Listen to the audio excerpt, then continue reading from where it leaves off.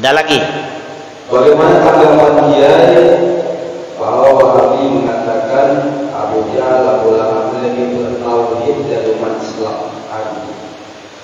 Itu bukti kalau Wahabi itu bodoh.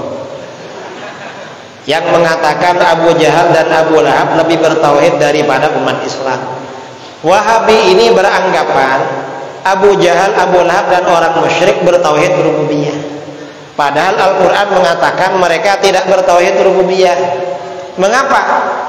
Di antara rububiyah Allah itu, kekuasaan Allah membangkitkan manusia dari alam kubur. Orang musyrik gak percaya. Mayyuhyil idhama wa hiya ramim. Kata orang-orang musyrik Abu Jahal, Abu Lahab dan kawan-kawan.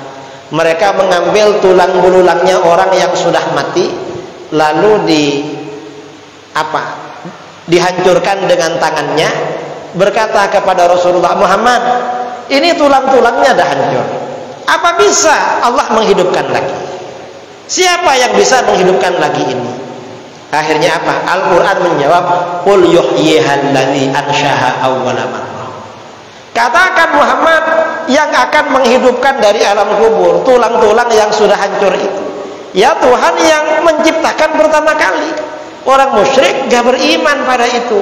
Makanya gak betul kalau orang musyrik dikatakan bertauhid rububiyah. Nah, itu pernyataan Wahabi. Kalau Abu Jahal dan Abu Lahab lebih bertauhid daripada umat Islam yang bertawassul, itu menjadi bukti bahwa tauhid rububiyah dan uluhiyahnya Wahabi itu diambil sumbernya dari Abu Jahal dan Abu Lahab. Memang Abu Jahal dan Abu Lahab itu sumber akidahnya Wahabi, saudara. Tauhid rububiyah uluhiyah itu dari Abu Jahal dan Abu Lahab. Tauhid asma wa sifat itu dari Yahudi sumbernya. Maksudnya cara pemahamannya dari Yahudi. Ada lagi. Apakah semua aliran thariqat mereka melakukan suluk dalam artian 10 hari, 40 hari? Apakah semua thariqat ada sebagian atau hanya nasabah saja? Setahu saya semua thariqat memang ada suluknya. Yang diistilahkan suluk itu khalwat, melakukan khalwat dengan dibimbing oleh gurunya. Cuma sebagian orang melakukan, sebagian enggak.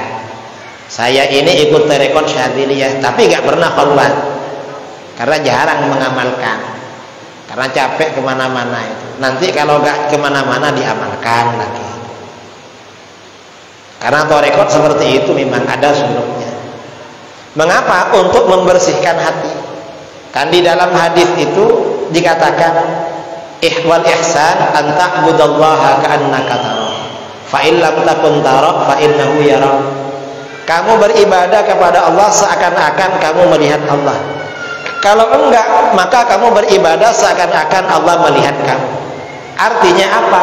Kalau kita sholat mulai dari takbir sampai salam, yang diingat hanya merenungkan makna yang kita baca. Nah, orang itu bisa mencapai seperti itu harus suluk, saudara. Harus khalwat dengan bimbingan seorang syekh. Kalau enggak bisa memang. Derajat ihsan enggak bisa dicapai kalau kayak gitu. Kita ini sering lah. Kita ini kunci enggak ketemu. Begitu Allahu Akbar langsung ingat tempat. Makanya ada orang kehilangan kunci. Tanya saya Imam Abu Hanifah, guru, gimana caranya ingin tahu kunci yang saya lupa tempatnya? Kamu sholat yang khusyuk nanti tahu. Begitu sholat dengan khusyuk langsung ingat, saudara. Tadi terus sana. Karena kebiasaan memang. Itu tujuannya suluk seperti itu. Ada lagi. Di mana pusat kekayaan Wahabi di dunia dan di Indonesia? Kalau di Indonesia ya pusatnya di mana-mana, dan yang besar di Pekanbaru di Riau itu. Kalau di dunia ya di Saudi pusatnya Wahabi. Di Jakarta hampir di mana-mana sekarang. Ya mungkin di daerah Rokan Hulu ini sudah ada lembaga-lembaga Wahabi. Banyak ya. Banyak itu. Terus apakah perkataan Imam Syafi'i yang langsung mengatakan Allah ada Bagaimana cara memahami hadis yang mengatakan ahli surga akan melihat Allah sementara Allah ada tanpa tempat? Kalau perkataan Imam Syafi'i saya tidak tahu ada apa enggak. Allah ada tanpa tempat. Enggak. Tetapi kaidah-kaidah beliau dalam memahami Al-Quran dan hadis, dalam ilmu usul fikih arahnya ke sana. Seperti dijelaskan oleh Imam Al-Baihaqi dalam Manaqibul Imam Asy-Syafi'i. Kalau hadis katanya Allah ada tanpa tempat. Lah orang ahli surga kok melihat Allah di surga? Yang ada di surga yang melihat. Allah di mana? Allah tanpa bertempat. Surga itu tempatnya orang yang melihat Allah, bukan tempatnya Allah yang dilihat. Jadi begitu. Dulu waktu SD tahun 1985 saya sudah diajarkan sifat Allah. Pertanyaannya, apa motif Wahabi mempermasalahkan sifat 20 ini? Karena Wahabi ini mengapa mempermasalahkan sifat 20? Karena sifat 20 ini menghancurkan akidah tajsim, mengganter melawan akidah tauhid asma wa sifat. Makanya mereka gak suka.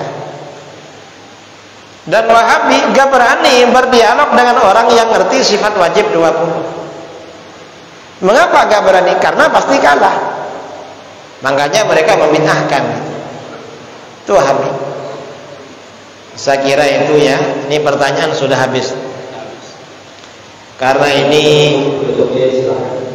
Karena pertanyaan sudah habis, maka berarti acara malam ini sudah selesai.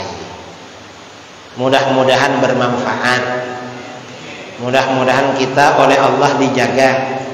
Kita, keluarga kita, orang-orang yang kita cintai, orang-orang di sekitar kita, mudah-mudahan mendapatkan pertolongan dari Allah, istiqamah di dalam ajaran Islam Ahlus Sunnah wal Jamaah. Dari saya kurang lebihnya mohon maaf yang sebesar-besarnya. Saya tidak bisa terlalu malam karena mau langsung pulang ke Pekanbaru. Besok ada kuliah subuh kalau gak ngantuk. Kalau ngantuk ya mungkin bulan depan kuliah subuhnya, karena jauh. Mari kita baca doa.